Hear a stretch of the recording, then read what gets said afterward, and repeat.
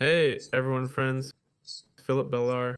Today I'll show you what to do if you get a Wi-Fi connection error on your phone. There are basically two ways to fix this, but first try restarting your phone or turning off airplane mode. Yeah, mine's off right now. Next, if that doesn't help, go to settings and search for DNS.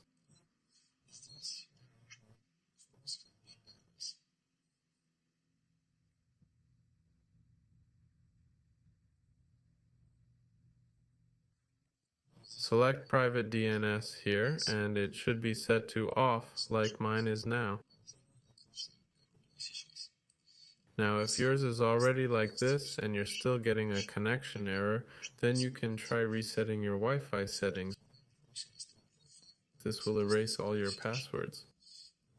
Yeah, it'll forget all the Wi-Fi networks you've connected to before, but it should fix the problem.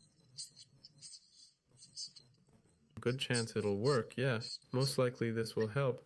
Type reset here. Here's the reset for Wi-Fi and mobile networks and Bluetooth. But we just need Wi-Fi. Tap on Wi-Fi and it'll reset. Once it's done, tap here and all your Wi-Fi settings will refresh.